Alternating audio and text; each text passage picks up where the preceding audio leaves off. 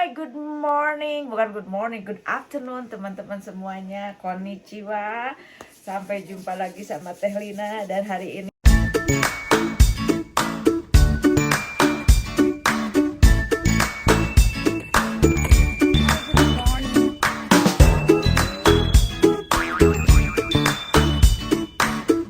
dingin ya.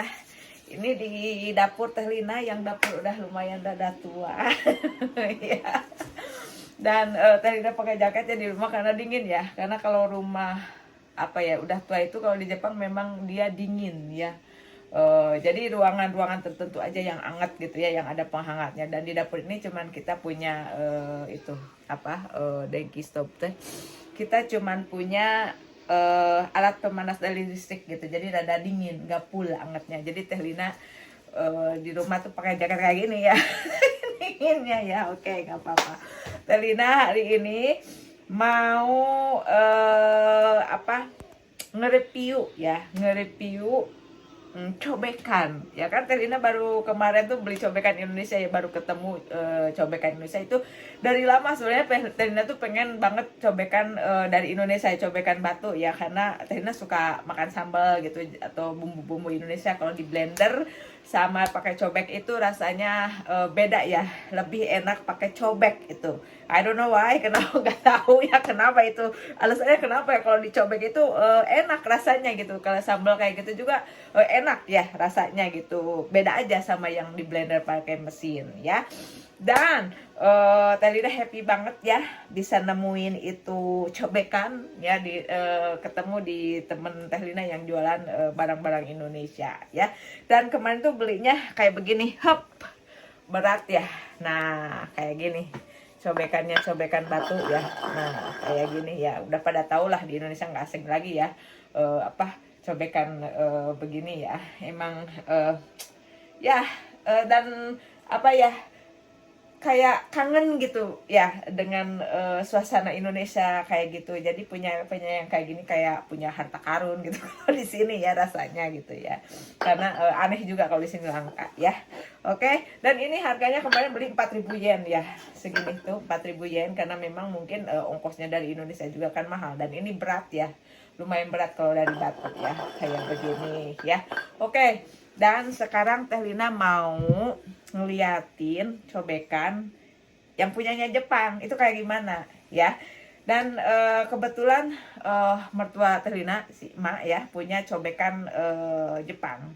Punya cobekan Jepang, dan itu namanya suribachi ya namanya. Teh Lina liatin ya kayak gimana. Nah kayak begini, gede banget ya, gede banget seperti ini. Dan ini ada ukurannya yang kecil, yang besar. Kalau ini yang gede banget ya, punya mertua Teh Lina, kayak segede gini ya. Ini namanya suribachi.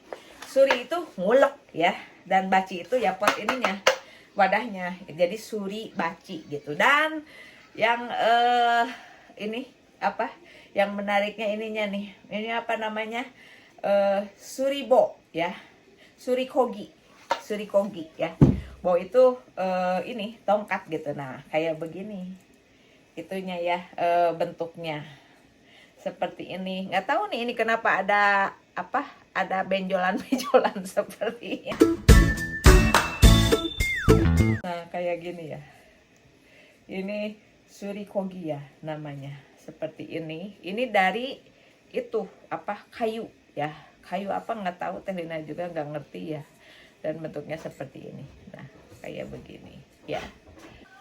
Nah ya, nah ini ya yang ulekannya kayak begini. Jadi dan dalamnya ini gini ya.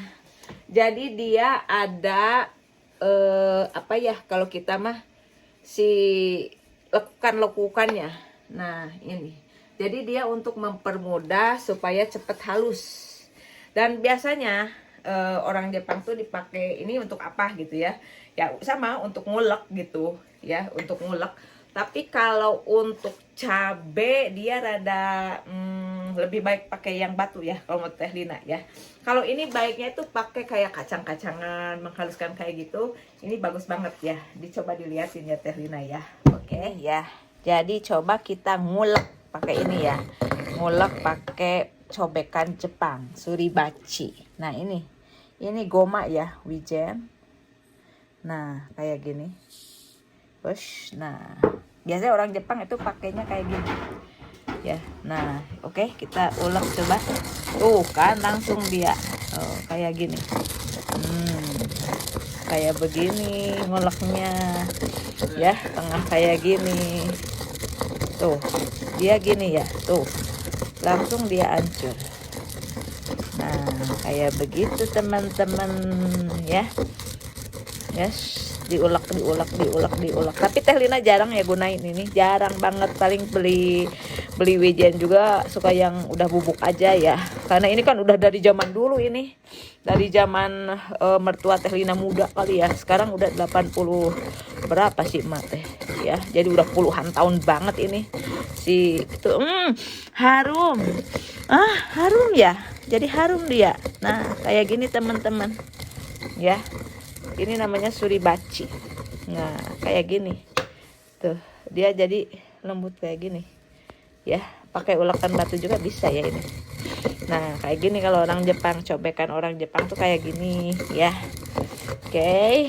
Nah, udah dilihatin ya. Kayak begini ulekannya. Teman-teman gitu ya cara penggunaan ulekan Jepang atau suribachi ya. Dan ini segede gini ya. Udah tadi dilihatin ya Teh Lina ya. Ini harganya kisarannya yang kecil juga ada kayak 1000 yen, 1500 sampai 4000, mungkin segede gini 3000-an ya. 3000-an yen kali ya karena gede ini. Dan ini bahannya kayak dari tanah liat ya. Dari tanah liat tapi dia kuat ya. Ini udah puluhan tahun tuh sampai ada kayak begini. Dia udah bolong kayak gini. Ya, dia kayak mau udah ada retakan-retakan gini tapi nggak pecah dia ya. Karena ini tebel banget dan memang kalau barang-barang zaman dulu tuh kuat-kuat ya, kuat-kuat kayak begini, gede banget. Ya, kayak begitu cobekan Jepang ya dari tanah liat ini. Tuh kayak gini ya. Di belakangnya nggak ada tanda-tandaannya. Ya, gitu. Nah, ini yang cobekan Indonesia. Alhamdulillah sudah punya. Mau bikin sambal. Ya gitu. Oke, dari Teh Lina begitu dulu ya.